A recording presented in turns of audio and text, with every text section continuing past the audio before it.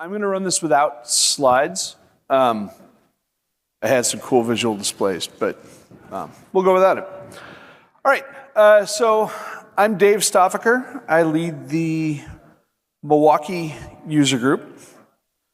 I am an AWS hero and have been since 2019. And I can talk about that program after if you're interested. I'm the one and only AWS storage hero, so that's my fun distinction. I've been doing cloud engineering and architecture since 2017. Let's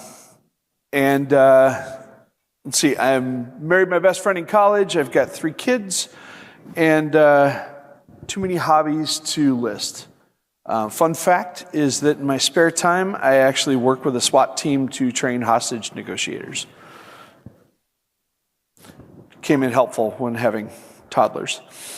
Okay, so last summer, August, there was a flood. It was like a once every 500 years kind of storm that hit Milwaukee.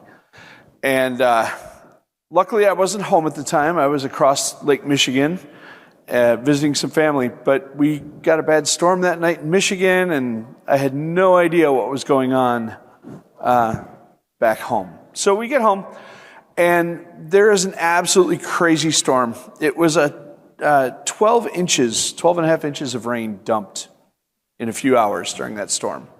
So if you equate that to snowfall, it's 126 inches of snow that would have fallen had it been winter. So it was no small event by any means.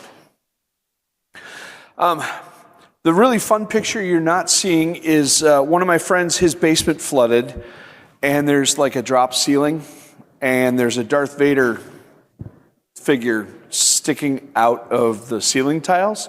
It flooded, his entire basement was running out the door across the first floor of his house. His personal loss was a whole bunch of like thousands and thousands of autographed baseball cards and baseballs and Star Wars memorabilia. So it was a pretty crazy storm. Well, anyway, my wife works as a children's librarian on the north side of Milwaukee, and the small location where her library exists was the hardest hit area in the entire county for the storm. And their library is prone to a little moisture in the basement, and they have a large collection of books in the basement. So their basement flooded. And if you think of a library and you got your shelves covered in books, the bottom 2 shelves were completely submerged. So all of those books and some DVDs and CDs that were down there were completely soaked. So they started removing things from the library, and then the mold set in. Like day 2 after the storm, mold and mildew set in, because these books are in every kind of environment you can imagine. They get checked out, they get checked back in, they get sent to other libraries.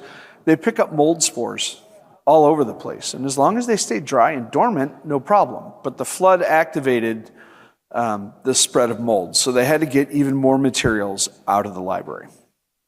In total, they lost over 8,000 books and pieces of media from this one rainfall. So the process that they had was they would kind of put on some very lightweight hazardous material gear, face mask and gloves, and they would have one person load up a cart from the basement, bring it up in the elevator, and then they would scan the books and bag them to be disposed. And this took several days to complete, but at least they had some way to track what was destroyed and what they were getting rid of. So every night, a different person at the main central library would run a report of everything they had scrapped that day. No 2 reports were the same, and they had 8 days worth of destroyed media listed in these Excel spreadsheets. They started working with that and needed to figure out replacement value and where to buy the books. And their plan was to have librarians working full-time, manually looking up all of these books at a whole list of different vendor sites. So they had their preferred vendor, they had secondary vendors, they had some used book vendors to try and find stuff that was out of print. And their manual plan was going to take them roughly 1,300 hours of manual time to just get a dollar amount for what they lost, not even to buy the stuff, recatalog the stuff, put it back in inventory.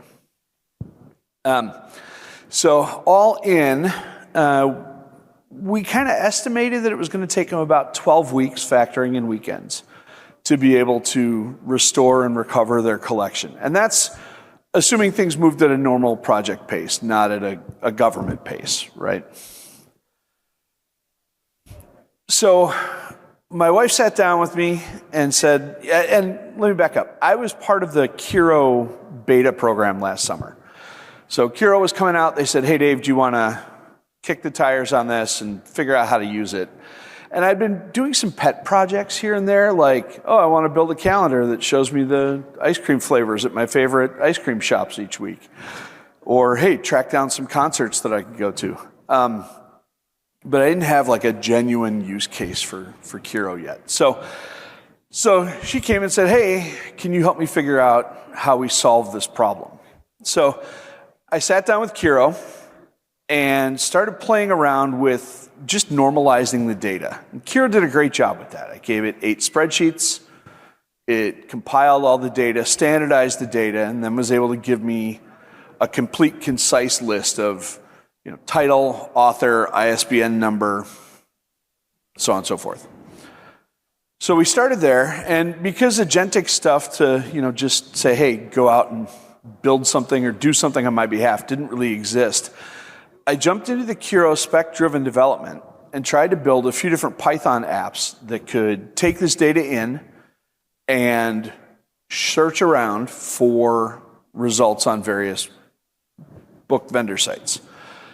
So we get this kind of working. We had to do some training of Kiro so that it knew what to look for to find the pricing values in what it was returning when it was scraping different websites. And right after I kind of got it working and we were able to start looking for some price information, I realized that all Kiro was doing was grabbing the first price it found and applying that to all the books. So we had to step back and retrain Kiro a little bit more and give it some better definition on what to do. And had it go out and start retrieving these books. And it would go to the vendor website, and we had them ranked in terms of, like, these are the approved vendors and the order in which you should search them, versus here are the unapproved vendors or the kind of gray market vendors. We really don't want you ordering from Barnes & Noble unless you absolutely have to. And you need to be able to justify why you went to a certain website to try and find the book. And we get this working, and then their primary approved vendor announces that they are going out of business. And so if it's on their website, it may not actually be in stock, and so it's hit or miss if we can actually order these replacement books. So we took a step back and just went for replacement cost. The insurance company needed numbers. That was our first kind of goal here, was to get them that number. So playing around with Kiro and using the spec-driven development, we were able to refactor all of our apps again to ignore their primary vendor and go back and just get purchase price for the books. And if it didn't exist in a vendor, then it would go look and see if it could find it used. They also found some materials in their own catalog that, 9 other libraries have this book and it hasn't been popular in 10 years. Let's maybe not replace this one. So we worked with that, and it did a good job initially, and we were able to get the replacement value for all of these books that they were in need of replacing. All right. So, just going back to my slides here, because without them it's a little difficult here. Okay, so we got the data. We were improving the quality of the data. We were iterating over it. And then we started finding Kiro was doing some very peculiar things. There were a lot of, Kiro, what the heck are you thinking? Kiro, why are you doing this? Kiro, where did you get that answer? So we had to start playing around with more of the specs in the spec development to try and get Kiro to rein in some of the hallucination it was doing and try and get it to force more of the data out to justify its decisions and its numbers. But in the end, we were able to get usable working data. And so for about 75–80% of the books, we had located where we could purchase them from, what that replacement cost was going to be. And then we worked with the insurance company for the things that we couldn't find pricing for to compute like an average replacement cost for those materials. And we were able to get them their information, very quickly. The 1,600 hours of labor to track down prices actually took about 2 days. So we took their 1,300 hours of searching down to 10 hours, which was pretty awesome.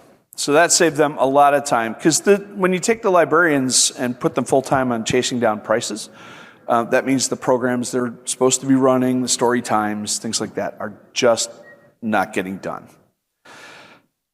So we were able to get them to the point where they had all that information, it was done, they could go back to running their programming. And then we are just now hitting that purchasing phase and ordering the replacements. So they figured that was going to take them about 180 hours, and they're most of the way through it. And we're expecting that will wrap up at about 20 hours. We were able to go through using Kiro again to automate filling out some order baskets and getting things ready. Their primary vendor had a great feature where you could automatically, it had an API that you could integrate with to create an order basket. So we were able to go through and say, here's the 10 order baskets I want you to create with this list, go get them staged, and then it could go into an approvals workflow that the vendor already had to get them purchased. But because that became a very hit or miss vendor, we had to go back through and come up with some other creative ways that we could populate order baskets to order the books. In one case, we had to work directly with Barnes & Noble to send them a huge list of books and get those put into the order basket. But the 1,600 hours, we should be able to wrap up the project with about 30 hours worth of effort. All right, but there's some new opportunities that we've got here as well coming down the pipes that now that we've done this, and some things that I would do differently. So the first problem is inventory control on checking things back in. So when they order a book, they send the value to the insurance company. The insurance company says, yes, you can replace it. The insurance money then gets sent over to City Hall, and you have to then justify, because the vendors don't do a great job at invoicing. So the place they're buying most of their books from sends a single invoice for each book being purchased. So when you have 8,000 books and CDs, you have 8,000 invoices, and they have no way to differentiate those from the normal collections management stuff that they're doing. So I sat down with a couple of the librarians and taught them how to use Kiro, and they were able to quickly build an inventory control process where when they order books, they no longer have to mark them as covered by insurance or not. There's a whole process that just references everything that was in their loss report and manually tracks the spend to expense it to the right categories or the right insurance company. So that's been a huge time saver, because it was taking them, like, every invoice had to be manually checked and manually compared against multiple data sources to get that fixed. So as they're buying new things, they're also playing around with Kiro to automatically ingest things into their collection, get their catalog updated, and get the county-wide catalog updated as well, because that's also a manual process. Now, if it's a book that's popular and widespread, then it's a matter of just scanning it and saying, yes, we have a copy here too. But if they're the only ones that have that piece of material, then they have to go and repopulate the entire record for all the details about the media.